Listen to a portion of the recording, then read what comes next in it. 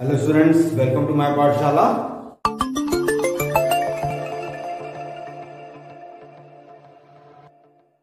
पिछली क्लास में हमने एनसीईआरटी एक्सरसाइज 3.2 के कुछ क्वेश्चंस किए थे। अब आज आगे क्वेश्चंस करते हैं।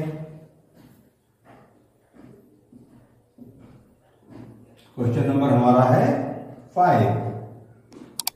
क्या कहता है question? Half the perimeter of rectangular garden whose length is 4 metre more than its width is 36 metre. Find the dimensions of the garden. एक रेक्टेंगुलर गार्डन है जिसका हाफ पेरिमीटर का हाफ कितना है? 36 है और लेंथ कितनी दी है आपको? विड्थ से 4 मीटर ज्यादा है। तो चलिए उसको फाइंड करें। तो let the length of garden be x and width कितनी हो गई हमारी? विड्थ हमने ले ली y यूनिट। तो पेरीमीटर क्या होगा?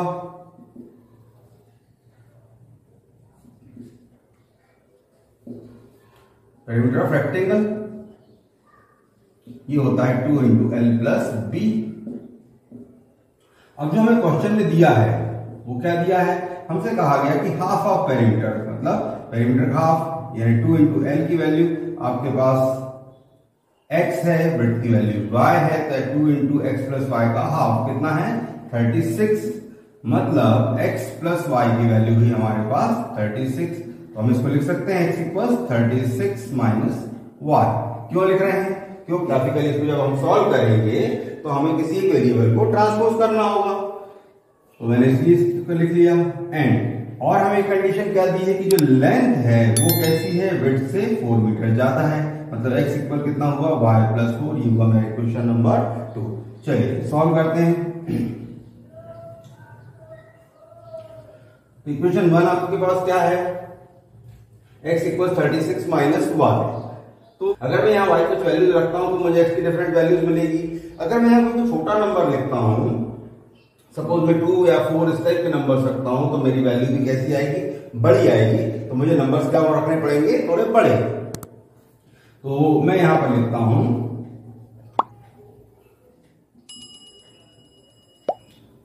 मैं यहां पुट कर दूं, अगर y की वैल्यू मैं 16 पुट करूं तो मुझे क्या मिलेगा? 36 माइनस 16, मतलब x इक्वल टू हो गया मेरे पास 20। और अगर मैं यहां की y की वैल्यू 20 पुट कर दूं तो x कितना मिलेगा मुझे? 36 माइनस 20 मतलब 16। तो मेरे पास ये दो पॉइंट्स आ गए, इनको मैं लिख ले रहा हूं। जब मैंने x की वैल्यू y की वैल्यू 16 पुट की तो मुझे x की वैल्यू 20 मिली, और जब मैंने y की वैल्यू 20 पुट की x की वैल्यू मुझे 16 मिली। चलिए अब मैं सेकंड इक्वेशन लेता हूं। इक्वेशन नंबर 2 क्या है मेरे पास? x equal y plus 4। अब अगर मैं यहां पर y की कुछ वैल्यूज पुट करता हूं तो x की वैल्यू मिलेगी। अब चूंकि मेरे पास ये नंबर्स बड़े हैं तो ग्राफ तो मेरा बड़ा बनेगा, इसलिए मैं यहां भी नंबर्स बड़े लेता हूं। अगर मैं यहां पर भी सेम नंबर्स ले लूं तो मुझे क्या मिलेगा? अगर मैं यहां y की वैल्यू 16 पुट करूं तो x की वैल्यू कितनी मिल जाएगी मुझे? 16 प्लस 4 मीन्स 20। ऐसा जरूरी नहीं है, क्वेश्चन में वो इजियर बनाने के लिए हम सेम वैल्यूज को ले लेते हैं, बाकी आप कोई भी वैल्यूज में ले सकते हैं। चलिए अगर मैं y की वैल्यू यहां पर 12 ले लूं तो मुझे क्या मिलेगा? x equals 12 plus 4 equals 16। तो ये मेरे पास पॉइंट्स आ गए।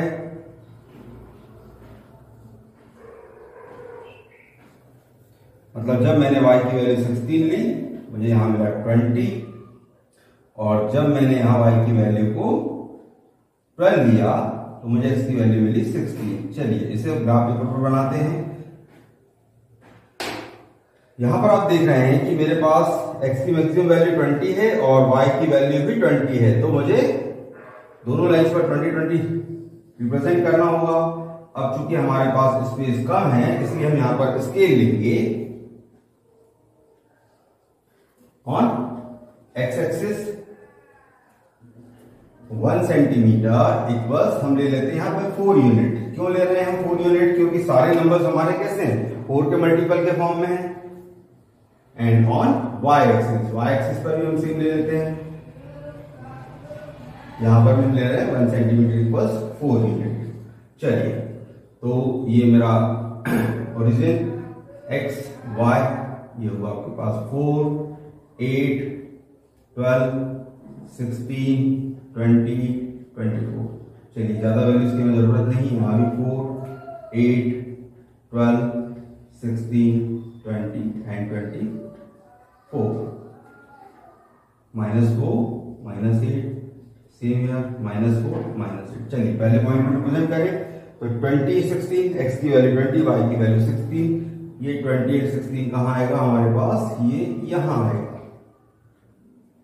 तो पहला पॉइंट मुझे यहां मिला। सेकेंड पॉइंट 16 20, x 16 y 20, मतलब ये पॉइंट लगभग हमारा यहां पर आया। चलिए, दोनों को ज्वाइन करते हुए लाइन ड्रॉ करें और इस पर लाइन का इक्वेशन लिख देते हैं। ये था हमारे पास x इक्वल्स 36 माइनस y। चलिए, सेकेंड लाइन बनाते हैं। x 20 y 16, मतलब ये नंबर हमारा कॉमन आ गया। x 16 y 12, x 16 y 12, मतलब ये नंबर हमारा यहां आएगा। तो इनको ज्वाइन करेंगे तो लाइन कुछ इस तरीके से आएगी। इसके भी इक्वेशन इसका इक्वेशन लिख लीजिए। x plus x equals y plus 4। तो आपको यहाँ पे क्लियरली दिखाई दे रहा है कि x 20 और y 16 हमारा इंटरसेक्टिंग पॉइंट है। तो हमारे पास में क्या आ गया? x equals 20 and y equals 16। तो ये हमारे जो कोऑर्डिनेट्स हैं, ये क्या होगा? यही हमारा आंसर होगा। मतलब हमारे रेक्टेंगुलर गार्डन की लेंथ कितनी होगी? 20 यूनिट एंड विड्थ कितनी होगी? 16 यूनिट। आप इसका स्क्रीनशॉट ले लीजिए।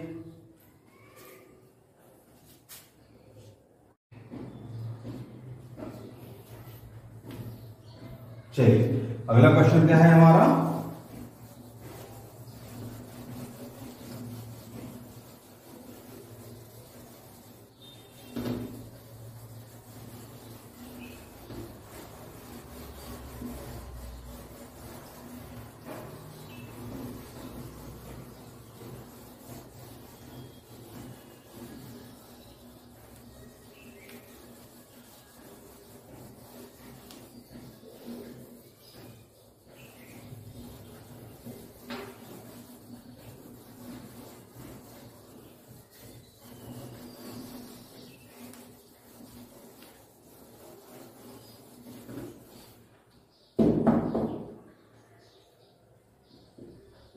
अगला क्वेश्चन है हमारा, given the linear equation 2x plus 3y equals 8 minus 8 equals 0, right? Another linear equation in two variables such that the geometrical representation of pair of so formed is first condition दी आपको intersecting line, second दी आपको parallel line and third condition the coincident line। तो आपका equation क्या था? Equation था आपके पास 2x plus 3y minus 8 equal 0। चलिए, first condition आपको क्या बतानी है? Intersecting lines.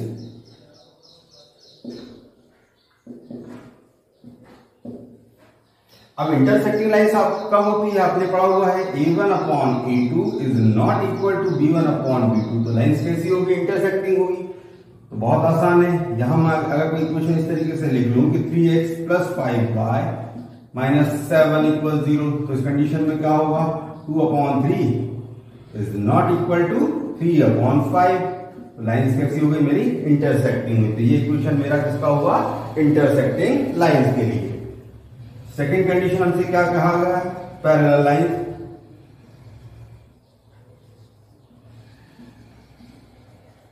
तो पैरेलल लाइन कंडीशन क्या होती है? आपको पता है a1 अपॉन a2 की वैल्यू तो किसके इक्वल होगी? b1 अपॉन b2 के, लेकिन ये इक्वल नहीं होगी c1 अपॉन c2 के। चलिए, ऐसा इक्वेशन ले लें जो वैल्यूज इक्वल हो। सपोज कीजिए कि मैं इक्वेशन अगर ले लेता हूं 4x plus 6y minus 7 equal 0, तो क्या होगा? 2 अपॉन 4 एंड 3 अपॉन 6 दोनों इक्वल होंगे। लेकिन अगर हमें बात करूं -8/-7 की, तो ये 8/7 होगा, ये इक्वल नहीं होगा, तो मेरा आंसर ये बिल्कुल सही होगा। 4x + 6y - 7 = 0। And third condition हमारी क्या है? Coincident lines.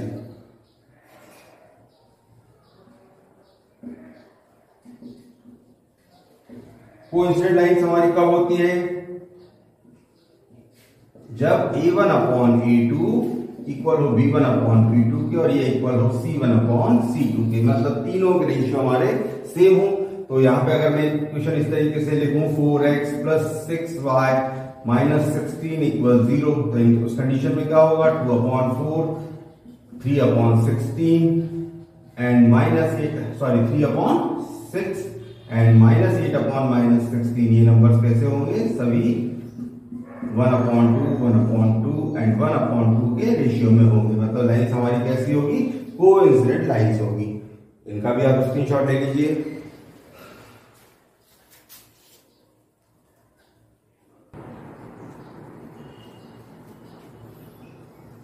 चलिए इसका नेक्स्ट पार्ट देखते हैं।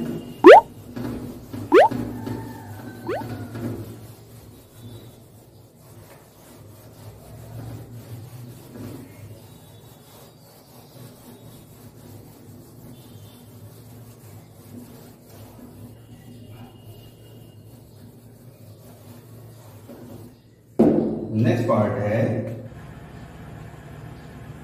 Draw the graph of equations x - y + 1 = 0, x - y + 1 = 0। एक इक्वेशन मेरे पास ये है और सेकंड इक्वेशन है 3x - 2y + 2y - 12 = 0। Determine the coordinates of the vertices of triangle formed by these lines and the x-axis and set the triangular region। चलिए मुझे इनको graphically represent करना है और जो बनने वाले ट्राइंगल को सेट करना है और उन पॉइंट्स के कोऑर्डिनेट बताना है। चलिए देखें, अगर मैं इक्वेशन नंबर 1 लूं तो मुझे क्या मिलेगा? x - y + 1 = 0। मैं यहां लिख दे रहा हूं x = y - 1, मैंने इसे ट्रांसपोज कर दिया। अब अगर मैं यहाँ y की वैल्यू 4 पुट करूंगा तो मुझे क्या मिलेगा? x की वैल्यू 4 - 1, मतलब x इक्वल हो गया मेरे पास 3।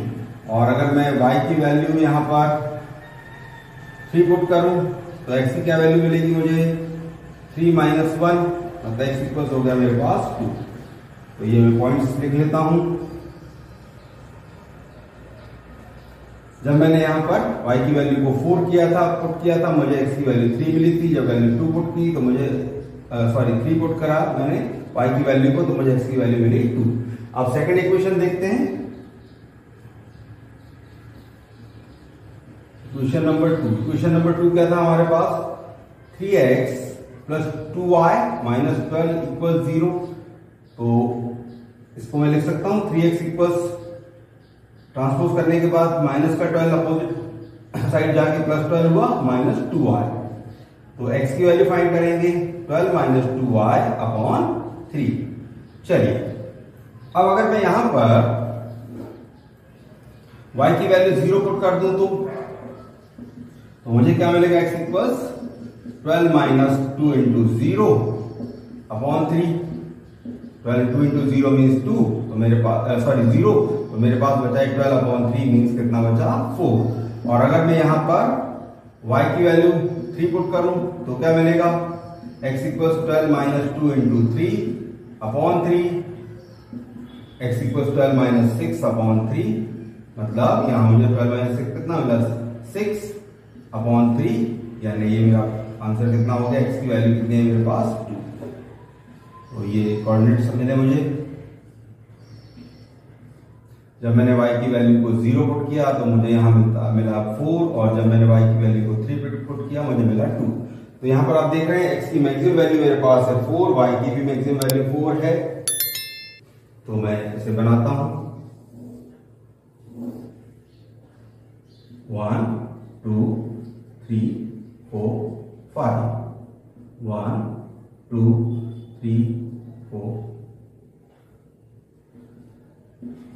-1 -2, इस तरफ चले -1 -2।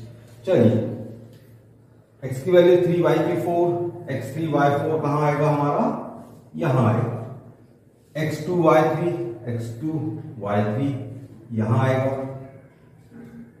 इनको ज्वाइन करके लाइन ड्रॉ करें अब, और इसका इक्वेशन भी हम लिखते हैं x minus y plus 1 equal 0। Second line x4 y0, तो ये पॉइंट हमारा यहां आएगा, और x2 y3 ये पॉइंट हमारा यहां आएगा। अब इन दोनों को इंटरसेक्ट करती हुई लाइन लिखें।